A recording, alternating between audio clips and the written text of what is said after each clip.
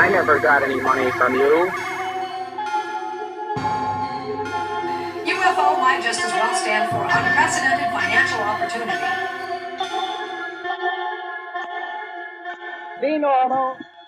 This is The Saucer Life, a podcast which looks at the history and lore of flying saucers, no belief, no debunking, snark when justified. I don't have the actual copy of the usual intro in front of me because all I've got in front of me are screenshots of your questions that you asked for this, the second and concluding part of our Ask Me Anything show. So that was a wonderful shaky introduction.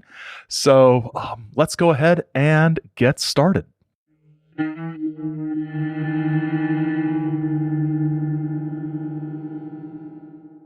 Now, as before, just a sort of setting out of the ground rules. That makes it sound like there are actual rules. There aren't actual rules. This is the conditions under which I'm doing this.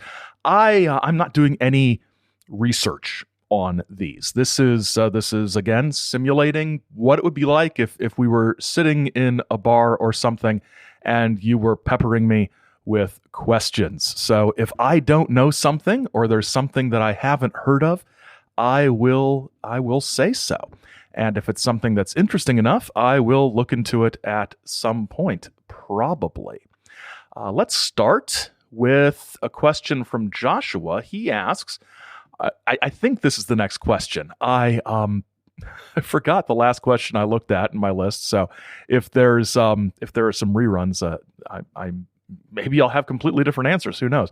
But Joshua asks, are there any UFO stories that actually scare you? Oh, that's an interesting question.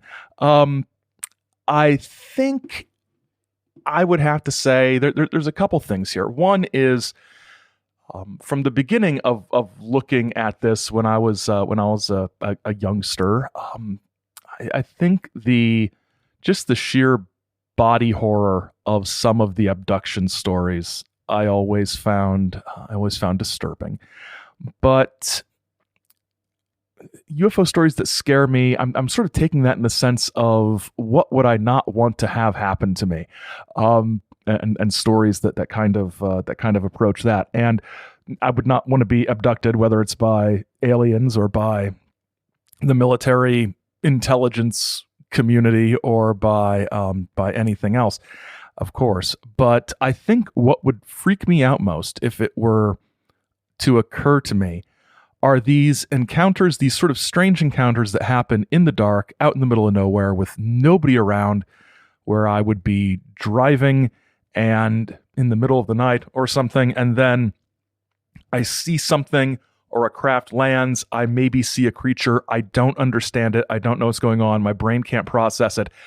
That feeling of being completely bewildered and sort of vulnerable to this unknown something, I find that very very, very troubling and kind of scary in a way that is a little different from the they're putting the probe in my nose and drilling my teeth or something like that. So yeah, bizarre encounters in the middle of nowhere at night, and knowing that even if I could explain to somebody what was happening to me, that they probably wouldn't believe me, that sort of is at the top for troubling and disturbing things. Okay, next up, a question from Will. When will there be a Shag Harbor episode or two? I mean, you even went there, for Pete's sake. Yeah, I've been there twice. Once for the 50th anniversary conference that I spoke at, and another time when I was in Nova Scotia for another conference. I went out and visited the museum, talked to Lori Wickens, who's one of the witnesses. Shag Harbor episode sometime this year, probably September or October. Actually, probably October. I think that's around the anniversary. So, there is Shag Harbor is absolutely on the list. It's an interesting case as far as UFO crash cases go. It's probably the one I find the most interesting. Kenny asks, Kenneth Arnold accidentally gave the world the phrase flying saucers. Is there a count or person that you think deserves a bit more coverage in the mainstream? There have been some very flowery accounts of encounters on your show that might rate highly. I deserve more coverage in the mainstream. I'm going to assume you mean the mainstream of everything rather than the mainstream of UFOs. But I think my answer would be the same no matter which mainstream we're talking about. I think the contactee stuff needs to be more prominent. I think not just because it's interesting and entertaining, but because it would provide a broader picture of the array of UFO stories that are in the sort of canon of UFO stories. We went through phases of where the predominant image was mechanical flying saucers, and then we went through a phase where abductions were sort of de rigueur and crashes, and now blurry videos from the Navy or something. But contactees have always been this sort of little sort of walled off cul-de-sac in a lot of ways. As far as a specific one that I think would be nice if it was more well known, I think the whole Reinhold Schmidt thing needs to be a movie of some kind. I think it would be really good and probably very funny, and we can have the whole thing with Ron Ormond making the film and the scams and the trial and all of this. I think a Reinhold Schmidt movie would be great. I can see why sort of hardcore UFO people wouldn't like that, because you don't want sort of the big prominent case to be an obvious grift. I suppose you want them to be less obvious grifts, I guess. But my answer for almost anything related to, favorite, what deserves more attention, what do you think people should be talking about more, it will almost always be Reinhold Schmidt. I love Reinhold Schmidt. I think that's the whole story is just great. Okay, the first of several questions from Lester. Some contactees have FBI files, prison records, etc., which have CIA files or ought to. Did Schmidt sell dodgy crystals to the CIA? Does Commander X have a CIA or DIA file? Do Orthon or Valiant Thor have files with some agency? That's an interesting question. I've not done much FOIA stuff from the CIA. My attempts have been unsuccessful when I've tried. I probably need to ask Jack Brewer for some advice, because he's filing FOIA requests with everybody all the time. I tried to get the PK Man's CIA records, see if they had anything on him, since he was corresponding with people in the CIA, as described in his FBI file. But the CIA said they had no information on him, no files on him or anything like that. As far as contactees that have CIA files, it would be ones who were probably the ones who traveled overseas quite a bit. We'll sort of set aside the fact that the CIA at times in the 50s and 60s and 70s, and golly, maybe today, didn't entirely obey its remit to keep their activities outside the borders.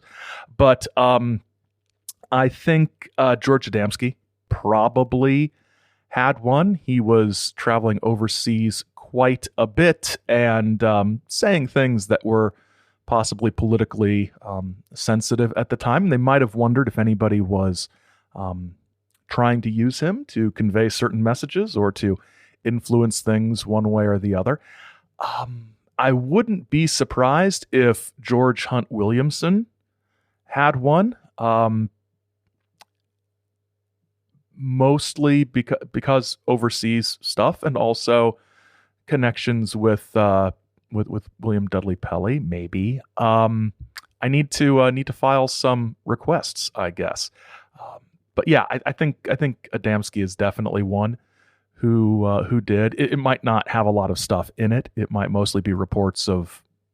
Sometimes you get these CIA files, and the things that were classified and you had to go through channels to get is just a folder full of news clippings, which is always sort of frustrating. It's like, I have all these things. These are not classified. But yeah, I should file some requests. That could be illuminating. Maynard asks, what is the best music clip with a UAP theme? Oh, UAP. Only You, Ringo, is that you, Modine? B-52s, the theme to Jerry Anderson's UFO are just three that come to mind for starters. Could be a Saucer Summer special in that for you, too. It could be. Music is difficult on podcasts because copyright and things like that. But my favorite UFO-themed music tends to be, I like the 1950s sort of novelty stuff that addresses the topic. The Buchanan brothers with their flying saucer song, and also their atomic bomb song, which I first heard when I was in college and watched the documentary Atomic Cafe, which I highly recommend. That's a fun one, sort of a found footage documentary of the early Cold War. What's the other one? Attention, calling occupants of interplanetary craft. That one, the sort of Carpenter's version of that is just strange. There's a lot of UFO-themed music out there. The British folk rock band Fairport Convention had one on their last song about a case in Britain in the 50s. That was kind of a fun little song. So lots of good UFO music. I can just never think of it when I'm asked about it, really. Next question is from Derek. Founders or Bells? Okay, so that refers to Michigan breweries, Founders Brewing and Bells.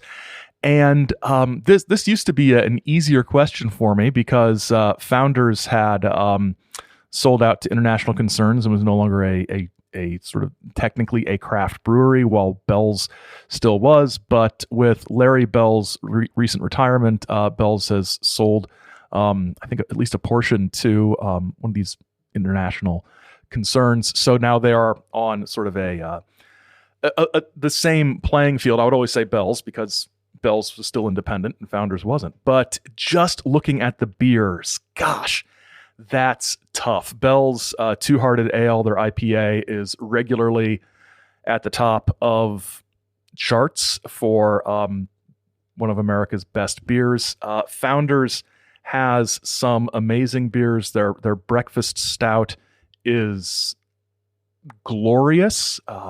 Their variations on that are all great. Their Canadian breakfast stout with maple syrup. Their Kentucky breakfast stout that's aged in bourbon barrels. Those are all great. But for me, it comes down to if which of these has one beer that I like better than almost any other beer, and that will be the winning company, and that's Bell's, because of their Hop Slam double IPA with honey in it that comes out every January or so. I love Hop Slam. I just wish it wasn't so expensive, but it's like 10% alcohol, so it's probably good. It's expensive, so I don't drink too much of it at one time. So Bell's narrowly, and it comes down to the existence of Hop Slam, which I like better than any individual beer from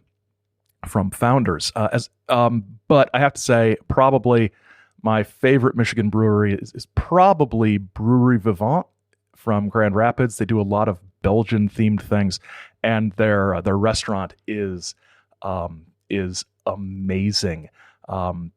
Their burger is incredible. My brother-in-law had their duck confit nachos, which I need to try. So, although that might be a little rich and heavy for me. I'm not sure I'm a duck confit person. Christopher says, do you think we're being encouraged to think of UFOs as solely extraterrestrial? Well, I'll take that part first. Yes, I think that is, and it's not just the pop culture that does it, and ufology that does it. It's everywhere. Strange things in the sky. The assumption is going to be these are extraterrestrial. News stories will be built around that concept because it attracts attention. People have been conditioned to think of this of them that way since the 40s, right? So yeah, I think we're being encouraged. I don't necessarily know whether or not it's a concerted effort by shadowy forces to make us all think that. If it is, I wouldn't be surprised, but who knows? What do you think the odds are that the answer is a breakaway civilization or other crypto-terrestrial? I think the odds aren't zero. I think it's entirely possible. I don't know. It would be one of those things that would be very, very fascinating to find out if it were true. Mostly because the space alien people would be really, really upset by it, which is always a bonus. Of course, it's also entirely possible that, and probable, that what people have seen and labeled as UFOs over the years come from a variety of sources. Some could be aliens. Some could be hidden civilizations here on Earth. Some, I don't know, could be the planet Venus or something like that. Interdimensional stuff, all the possibilities. But I do like the hidden civilization on Earth has been advancing technology unseen by almost everyone for millennia. I like that notion. James Polk says, thank you, Mr. President, for listening. Have you noticed that big UFO revelations seem to occur around the time federal elections are getting warmed up? Tom DeLonge started making noise during the run-up to the presidential contest between Ms. Clinton and Mr. Trump. I seem to recall that he was suggesting that when Clinton took office, there would finally be a revelation about the subject. Of course, the wrong candidate won, and DeLonge kind of vanished for a while. Now we're in the run-up to the 2024 elections. Agreed. And all this stuff is in the news again. How likely is it that some political consultant believes that UFO stories will influence a small group of people to vote for candidate X and have no more significance than that? Are we still being manipulated? I think that is very likely. I think that there are people in politics who believe that the UFO vote is, in particular, the disclosure vote is worth going after. As I'm recording this, or at least recording this question, the hearings have begun. The new hearings in Congress from whatever committee is doing those hearings. And yes, it's we're coming up on an election year. I think there are people who think the disclosure vote is worth courting. Why? That's a good question.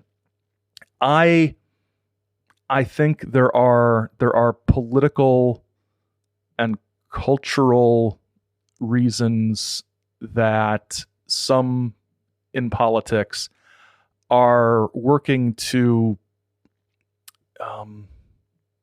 erode faith in institutions, erode trust in institutions. And this is another sort of strand to that bow, if you will. I kind of go into this a little bit on the most recent bonus episode over on the Patreon, a little bit. But basically, I'm concerned about the erosion of trust in expertise and things and institutions. I'm a big fan of stability and things like that. So my recent appearance on Expanding Frontiers show with Erica Lukes and Jack Brewer, I talked about this as well. So I've got more extensive thoughts on it there. But yes, the answer is yes to both. How likely is it that a political consultant believes this will attract people? And are we still being manipulated? Yes, and yes. Britannia fan says, I love the show and would like to know if you plan to cover any more British cases. Yes. On the list is the Pennine. I've never heard anybody say it. So that case, there is also there's a couple that I can't remember what they are offhand, but the answer is yes. And I am planning on doing a zine scene episode with some issues of the classic British flying saucer review. So more British stuff coming up. Absolutely. Old Wasatch on Instagram says, I'd like to hear a deep dive into the Dugway, Utah military base. Rumor has it they're doing more there than at Area 51. Yeah, Dugway is, I keep saying things are on the list. It's kind of cliched, but it is on the list. I've got a very long list. And yeah, it's about time to return to some underground base stuff on the show. Or secret base stuff, whether or not they're underground. So I'd love to hear that too. So I should probably do it.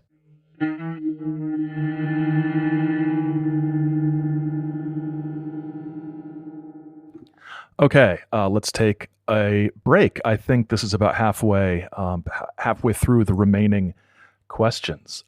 If you like the show and would like to support it in exchange for extra stuff, little extended sort of discussions after the episode about things, bonus episodes every month, other stuff, you can do so over on Patreon at patreon.com/ChizoMedia. We are on social media as the Saucer Life Podcast on Facebook, at Saucer Life on Instagram, and at Saucer Life on Twitter/X. We're supposed to start calling it. I'm not going to do that. Yeah, if you have anything, email thesaucerlife@gmail.com. Saucerlife.com has every old episode for you to listen to, and you can also get to them through your favorite podcast app.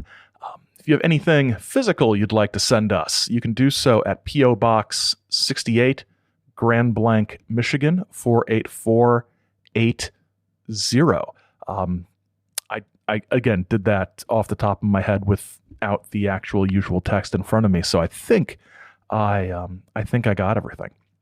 So thank you for listening. Thank you for your support. Thank you for your reviews and ratings on Apple Podcasts and wherever else you review and rate us.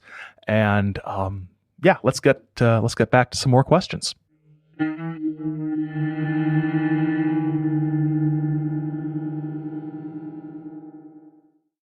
Okay, the Biofortian want ads say, I encourage everyone to do this. What's your want list? And they provide an example of a want list, information on events, cryptozoological events and Fortean events, books, articles, interviews that they've heard about but wanting to experience for themselves. And this list is sort of updated with interlibrary loan requests sent on a certain day, etc. And ask, they ask what's on my want list. And this is a great idea. And I've done it a few times, never in a really organized way. Usually I do it when I know I'm going to be in an area where I will be hitting used bookstores and things like that. So my want list, this is why I should write it down, because I always forget things that I'm looking for. And at this point, oh gosh, the bookshelf is full. So I'm pretty selective about UFO books I buy. That's actually not entirely true, but I have gotten to the point, and I don't know if anybody else ever does this. I've gotten to the point where I forget what I have sometimes, and so I've bought duplicates, especially those sort of 60s and 70s paperbacks that have covers that all sort of look the same. So I do need to have a want list, and I do need to keep it updated, and I do need to sort of continue to update the records I have on books I actually own. I use an app called Libib that lets me do that. Actually, I'm paying $9 a month for the deluxe version that I don't use much, so I really need to figure out how to cancel that. But actually, I do use it because that one lets you search for books by Library of Congress number, which is really useful for books that came out before the ISBN number was standard. Anyway, that's a bit of a digression. What's on my want list? Okay. First of all, pretty much everything that Laura Mundo has ever written. It's hard to get a hold of a lot of that stuff. A lot of it was privately published and things like that. So those would be nice. Anything, newsletters or anything from the Detroit Flying Saucer Club. I'm always on the lookout for magazines, especially magazines from the 70s and 80s and 90s that I might not have seen. I'm not picky. If I can find an electronic version of these things, that's just as good and saves on space. I'm really hoping UFO Magazine puts more of their early issues up for sale as PDFs. At this point, as far as an actual organized want list goes, it's weird. I don't know what I don't want because the things that I want are things I don't know about. That doesn't make any sense. But newsletters and magazines that I've not heard of that aren't archived somewhere. Correspondence between UFO people is always good. And contactees that I've never heard of. So finding contactees that I've never previously heard of or books they've written, that's what's on my want list. And I need to get more organized about it. I need to go through Bishop and Gorightly's A for Adamski book and just make a list of UFO contactee people that might have written things and then try to find those things. It's not a very satisfying answer, is it? But yeah, the things I want are things I don't know exist, and then I learn they exist, and then I want them. Unfortunately, sometimes I learn they exist by finding them in a store or online or something. So, yeah, I'm not as organized about it as I should be. All right, next question is from Jody. If aliens are real, do you want them to land on the White House lawn or have them contact you directly, and why? I used to think they should go big, but now I'm not so sure. I would like to have them contact me directly. For a number of reasons. One is I don't want it to be mediated between. I don't want my knowledge that aliens are real mediated by the government and the media, because the topic is so fraught with nonsense over the last 70 or so years that the noise to signal ratio of the message from the aliens or whatever and what we're told about it and what UFO people think as they debate everything, it would just, I'm not sure it would be wildly different than what we have now. But I would like them to contact me directly because then I would be a contactee. And that would sort of be the culmination of all of this. It would be a nice sort of poetic end to my occasional snark about contactees. I would like to be a contactee. I would write a contact book. I would do the whole thing, and I would get their message out to the people, unless it was a message that was really kind of like boring. I wouldn't try to get a boring message out to the people. So what I would do is I would juice it up with additional stuff to make it more entertaining and probably appeal to more people. But I would like to be contacted directly, and I would like to become a contactee. So I will make this pledge to you all right now. If I ever discuss meeting a space alien and the messages they told me, you will know it's real, because I am pledging that to you. I might, twist the details a little bit, but what contactee doesn't? Danny asks, favorite 50s saucers movie? movies and maybe discuss how they were influenced by contactees and how they in turn impacted actual reports. There's a couple that stand out. Oh gosh, you ever blank on a name of something? It'll come. The one with Klaatu. The one with Klaatu is probably, what is that called? I can't remember it. I'm gonna have to actually Google that. That's very embarrassing. The one with Klaatu. While I'm Googling that, I will say I really like This Island Earth. I think it has kind of a contacty vibe to it, with the guys sort of contacting them. And The Day the Earth Stood Still. That's the name of it. The Day the Earth Stood Still. I can't believe I couldn't remember that. That's very embarrassing. That one is good because there's the message to mankind and all that.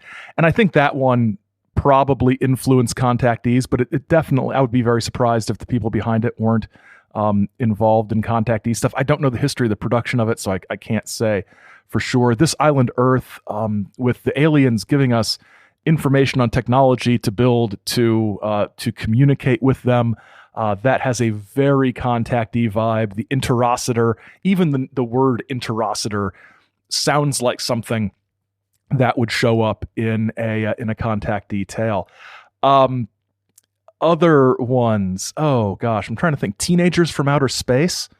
That one is a fun one, especially since the teenagers all look like they're about 35. That one, it doesn't. Oh, you've got good guys and bad guys, aliens in that one, but I do like how the one good, nice alien guy befriends the young people, and it's been a long time since I've seen that one.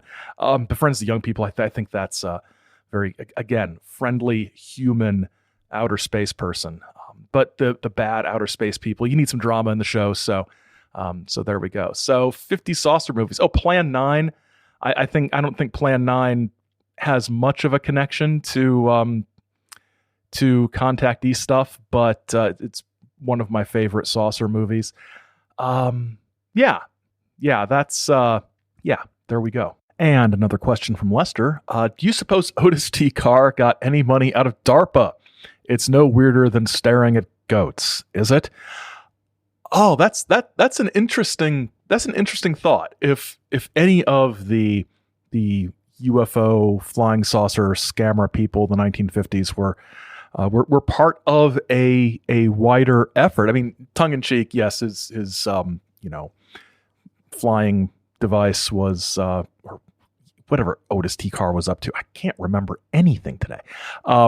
Being funded by the government as a black project is a funny idea, but I wonder if they were hooked up with any of the old school flying saucer folks. That's a good question.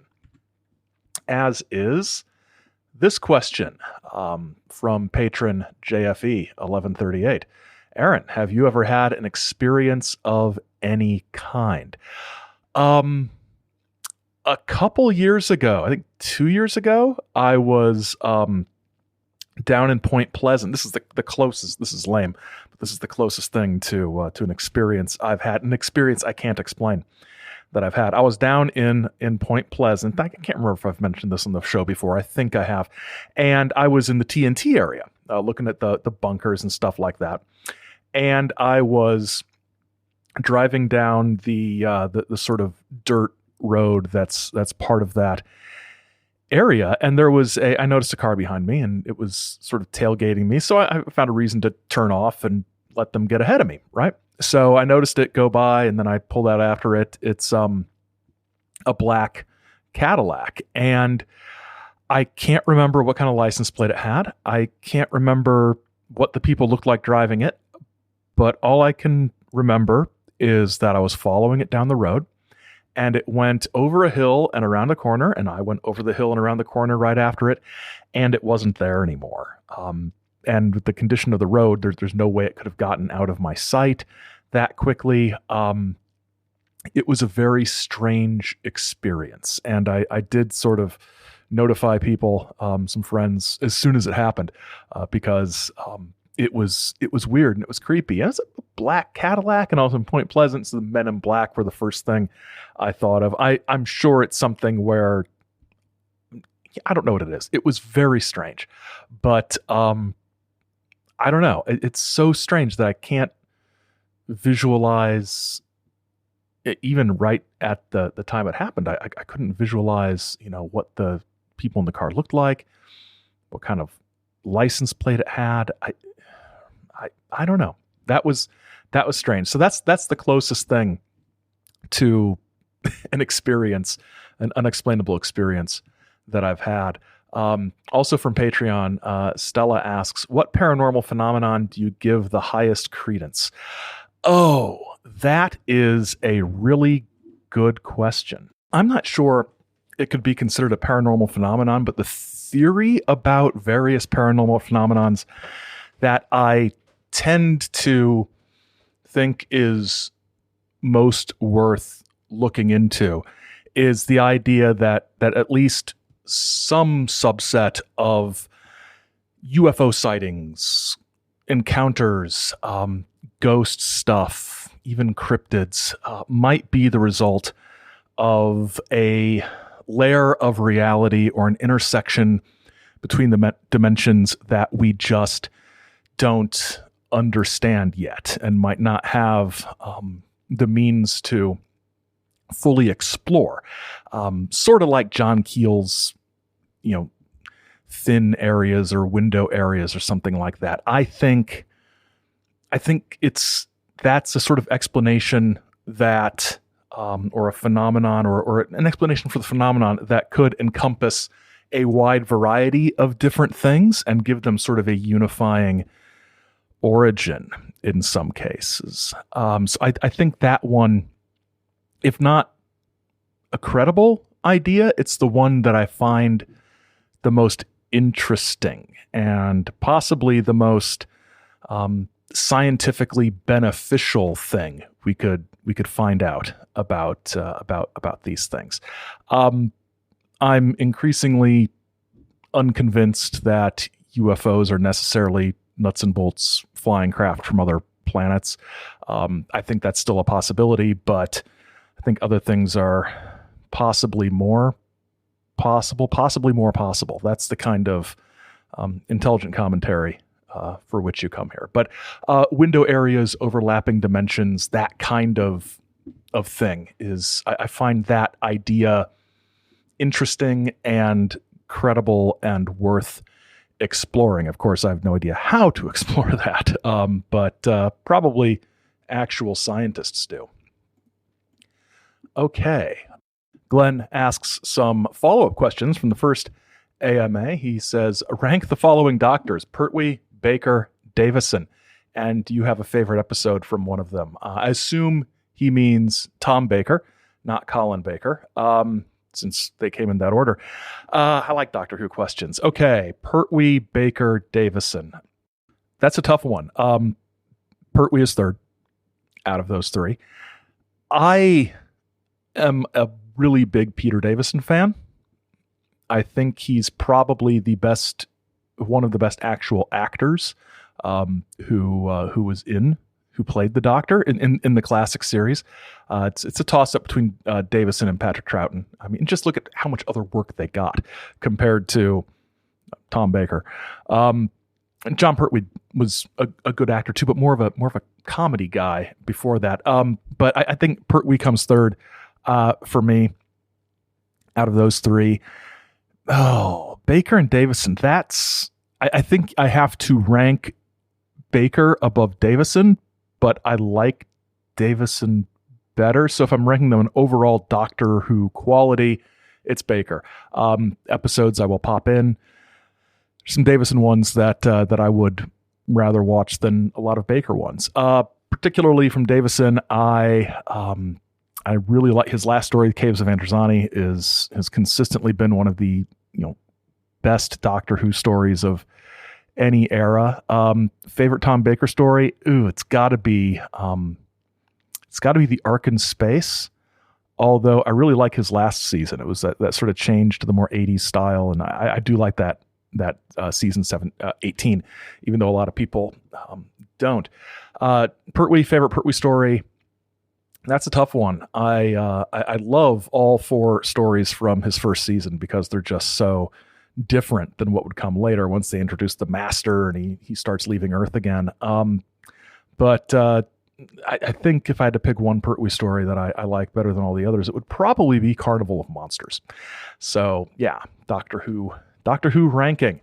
And have you ever seen the short-lived British sci-fi show Sapphire and Steel? If so, thoughts? Yes, I have seen Sapphire and Steel. I have the DVDs. I have listened to some of the licensed audios. I have read books about Sapphire. I love Sapphire and Steel. It's very strange, but David McCallum and Joanna Lumley are amazing in it. And the other guy who shows up, I can't remember names. He's Silver. I can't remember the actor, but he's been in some Doctor Who stuff too. But really, really good show. Worth checking out for science fiction, fantasy, strangeness. And if you don't like shows that are continuity heavy with loads of info dumps, this is the show for you, because even by the end of the series, we know very, very little about what's going on with these characters. They work for some sort of higher authority. They are powered to mess with time and to fix time. It's very, very fascinating and strange. The very last episode, the very last scene of the last episode of the show is kind of haunting. So, yep, Sapphire and Steel, highly recommended. I think it's on the Shout Factory app. Shout Factory has an app where you can watch a bunch of stuff free with ads. So I'm pretty sure it's on Shout Factory. And a follow-up to the question about Henry Wallace from the last episode. Would he still have dropped the bombs? I think no. So would we still have had a saucer flap? Okay, so there's a lot of a couple of things here. One is the belief or the assumption or the idea that the saucer era, the modern saucer era, was in some way, connected to the atomic bomb. And I mean, that's I have a lot of sympathy and agreement with that position. Just look at the role that fear of nuclear war played in contactee things. So without the atomic bomb, do we still have a saucer flap? I think we do, but I think it is, I don't know. I think we do, but I think it's different. In what way it's different? I'm not sure. As to the question of whether or not a President Henry Wallace would have used the atomic bomb in Japan as Truman did, I do not think he would have used it. I think it would have been used at some point. Maybe by Wallace, maybe by a successor to Wallace, but I do not think that Wallace in August of 1945 probably would have dropped the bomb. And if I was, investing a huge amount of research into answering these questions, I would look up Wallace's, writings or speeches in reaction to the atomic bomb, which might give me a bigger clue. But my gut says no. But my gut also says he might have had to use it in some other context at some time, which is kind of a cop-out answer, but there we go. Another question from Lester. What is your favorite hoax or scam? Gotta echo my earlier response. It's gotta be Reinhold Schmidt. It's just gotta be Reinhold Schmidt. Just the boldness and the sort of bravado with which he discussed his claims. The film, there's a film, my gosh, there's a film which you can now own as part of the Ron Ormond Blu-ray box set. Mine is on the way. I'm very excited. So Reinhold Schmidt, absolutely. After that, I think we can consider a hoax that great Area 51 call to Art Bell on the Area 51's Open Line episode, I think September 11th, 1997, where the guy was like screaming and paranoid and on the run, and then the satellite loses Earth lock. And that was just fun as well. And I think, yes, it's we're sort of finishing up with a Lester extravaganza. He also asks, did Adamski and his Royal Order of Tibet have any connection with Catherine Tingley, the Purple Mother, and her branch of the Theosophical Society? His cosmic philosophy is rather like Theosophy's universal brotherhood. I don't know about a connection to Tingley in particular, but yeah, very, very influenced by Theosophy. And his final question: what are some ufological novels? I like Martians in Magody by Joan Hess. I have that one. I think you mentioned it in email previously, Lester. I got it. I haven't read it yet, but it looks like fun. It's part of a whole series of books that could be considered cozy mystery type things. Small town sheriff solving mysteries, I think is how it is. And of course, the sheriff, this small town sheriff, is a young woman from the town. It looks like fun. So ufological novels. I think my favorite is, and I think the best one probably is a Journal of a UFO Investigator by David Halperin. It's very much, I think it's sort of autobiographical to a degree. It's set in I believe the 60s, young teenage UFO investigator, and that one is great. If you haven't read Journal of a UFO Investigator, I think that's the name. I don't think it's Diary. I think it's Journal. Be sure to check that one out. Actually, check out anything David Halperin writes. I'm a huge fan. I just bought a book on Kindle from a Facebook ad because it had a flying saucer on the cover, and I like the title. The title is On Earth as It Is on Television, and I think that has some UFO content as well. Again, I haven't read that. I haven't been reading much. I don't know. I went through like a few months of just not reading anything that wasn't just scrolling on the internet, and stuff for the podcast, which isn't healthy at all. So I need to get back to some heavy reading, or I'm not going to hit my 100 books for the year or whatever I want to do. Unless I start loading in some comic books, that might work. And our final question from Gloria. She says, choose 3 UFO figures to have over for dinner, living or deceased, but no pseudo aliens like Valiant Thor or EBE. What would you ask them to talk about? What would you serve them to eat? Okay, that is really, really an interesting question. And my opinion on this has shifted back and forth quite a bit. But I'm currently reading, when we were on vacation, the saucer wife can drive a long way, but if she's a passenger, she gets kind of car sick and can't really do anything. So she tends to drive, and I tend to read and navigate and things like that. And so I was reading on vacation recently, and I was reading Flying Saucer Pilgrimage by Bryant and Helen Reeve. And this is an extensive account of how this retired couple got involved in the UFO scene in Detroit back in the 1950s and went on an epic road trip across the United States and into Mexico, meeting a huge number of contactees, which is right up my street. They seem like wonderful people, a little credulous, which you would sort of have to be, but so they would be one of my guests, and I'm stretching it a little bit with the number 3 because they are an authorial unit who wrote this book. So I'm counting them as one. And then basically because everything, and I didn't know this about Flying Saucer Pilgrimage, or Bryant and Helen Reeve, when I first heard about the book and bought it.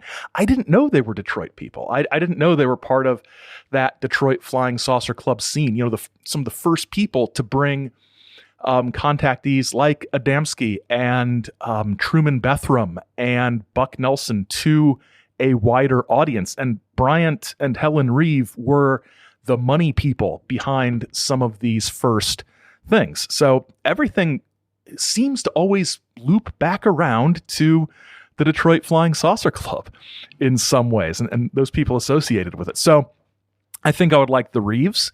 I would like Laura Mundo, of course, who was part of that scene, and a guy, we've mentioned him here and there, Henry Madday, who was a big sort of mover and shaker in that 1950s Detroit Flying Saucer scene. So I would just like to talk to them about how they all got interested in this and what they were into before this that might give us some idea about how these sort of suburban, I think most of them did live in the very sort of very near to Detroit suburbs, not the ones like a county away, but how these suburban 1950s, generally middle-aged people got into this to the degree of fronting money to bring these people to town to give talks, talks that had hundreds and in some cases thousands of people there. It's pretty amazing, and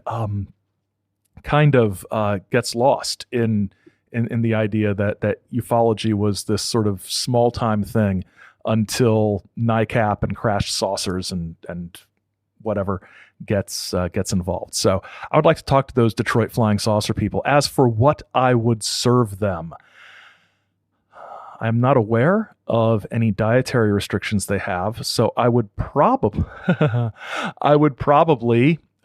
use Simpson J. Hanover III's recipe for the marinated chicken that he got from that he drew inspiration from the Janos people. So I think it was the Janos people. That's what I would serve them. Okay, I think that's the end of the questions. Apologies if I missed anything. I think my screen capturing was pretty thorough, but you never know.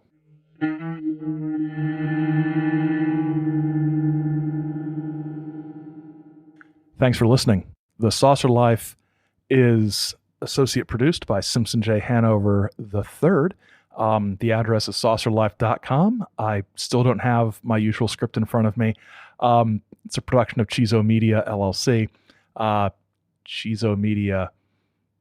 Our heart is with the people. That's the catchphrase. Until next time, keep watching the skies, because the skies are watching you.